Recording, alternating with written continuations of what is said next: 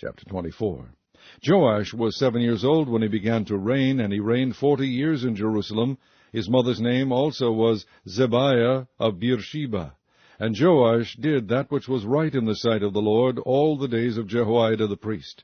And Jehoiada took for him 2 wives, and he begat sons and daughters. And it came to pass after this, that Joash was minded to repair the house of the Lord. And he gathered together the priests and the Levites, and said to them, Go out unto the cities of Judah, and gather of all Israel money to repair the house of your God from year to year, and see that ye hasten the matter. Howbeit the Levites hastened it not. And the king called for Jehoiada the chief, and said unto him, Why hast thou not required of the Levites to bring in out of Judah and out of Jerusalem the collection according to the commandment of Moses the servant of the Lord, and of the congregation of Israel, for the tabernacle of witness? For the sons of Athaliah, that wicked woman, had broken up the house of God, and also all the dedicated things of the house of the Lord did they bestow upon Baalim. And at the king's commandment they made a chest, and set it without at the gate of the house of the Lord. And they made a proclamation through Judah and Jerusalem to bring in to the Lord the collection that Moses the servant of God laid upon Israel in the wilderness. And all the princes and all the people rejoiced, and brought in and cast into the chest, until they had made an end. Now it came to pass that at what time the chest was brought unto the king's office by the hand of the Levites, and when they saw that there was much money, the king's scribe and the high priest officer came and emptied the chest, and took it, and carried it to his place again. Thus they did day by day, and gathered money in abundance.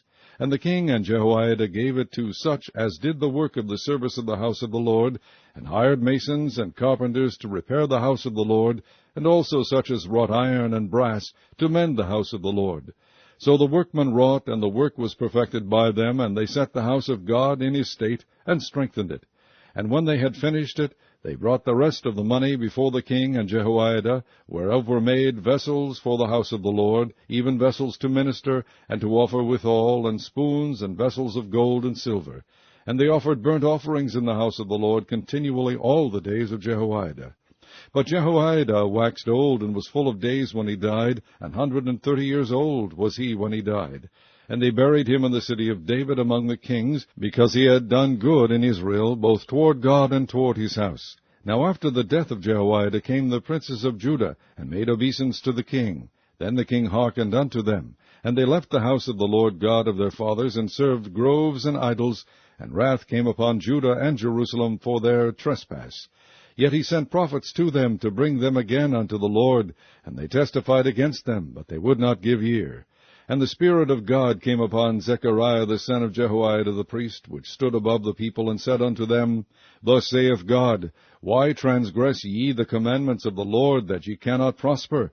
Because ye have forsaken the Lord, he hath also forsaken you.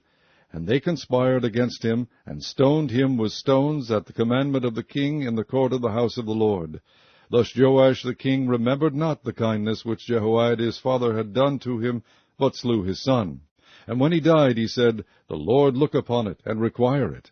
And it came to pass at the end of the year, that the host of Syria came up against him, and they came to Judah and Jerusalem, and destroyed all the princes of the people from among the people, and sent all the spoil of them unto the king of Damascus.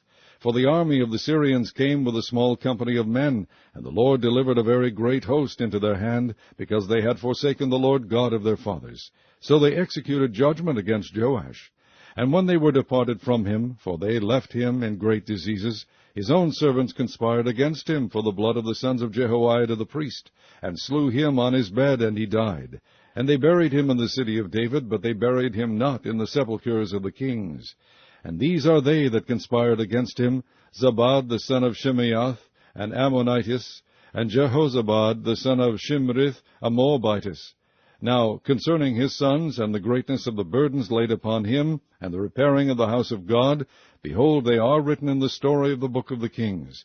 And Amaziah his son reigned in his stead.